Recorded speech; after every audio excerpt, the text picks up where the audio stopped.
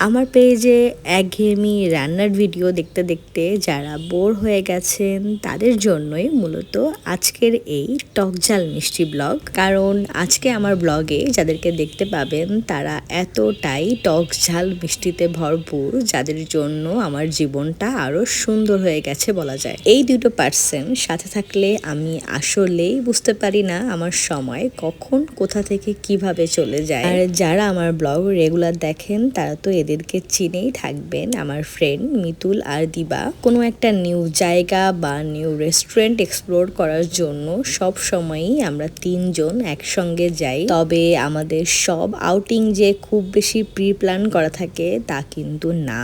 এই যেমন সেদিন ওরা আমার বাসায় এসেছিল, আমার বাসায় বসেই আমরা আড্ডা দিতে দিতেই ঠিক করে ফেলি যে আমরা কোথাও একটা খেতে যাব সেদিন। আর যেহেতু ডিসিশনটা হুট করে নিয়েছিলাম তাই আমরা তৎক্ষণাৎ রেডি হয়ে বেরিয়ে পড়ি। সেদিন আমরা গিয়েছিলাম আমাদের খুলনার বেশ পুরনো একটা রেস্টুরেন্ট, বাট তারা এটা নতুন করে আবার রিওপেন করেছে সেইখানেই। আর রেস্টুরেন্টের নাম কাপ্পিরিচ। আমরা ঢুকে চারপাশটা সুন্দর করে ভিডিও করতে করতে তারপর অনেক কষ্টে একটা টেবিল ম্যানেজ করি। তবে হ্যাঁ, একটু বলে দেই, আমাদের সবাইকে শীতের ড্রেস পরা দেখে আপনারা ভয় পেতে পারেন। আসলে এই ভিডিওটা একদমই রিসেন্ট না, এটাও আমার ড্রাফট থেকে নেওয়া একটা ভিডিও।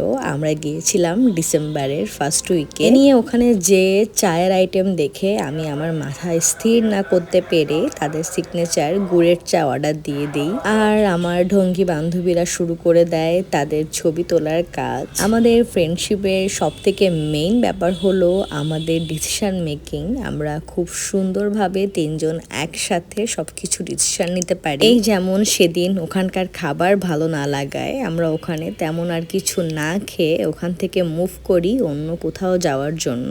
মূলত যেটা ফিল করেছিলাম সেদিন, কাপ্রিচ রেস্টুরেন্টের খাবারের মান আগের থেকে অনেক খারাপ করে ফেলেছে। এ নিয়ে আমি আসলেই তারপরে আর কখনো যাইনি, সো আমি জানি না তাদের কোয়ালিটি এখন কেমন কি। আপনারা চাইলে যে ঘুরে আসতে পারেন।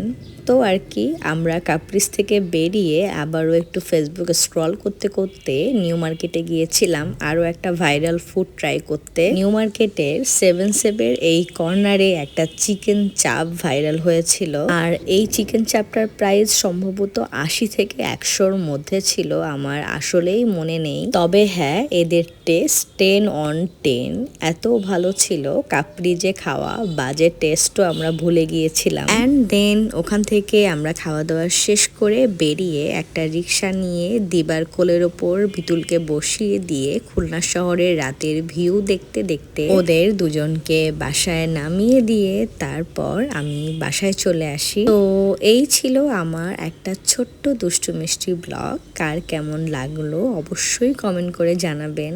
আর আপনাদের সাথে আপনাদের ফ্রেন্ডদের কেমন বন্ডিং জানাতে বলবেন না। Thank you.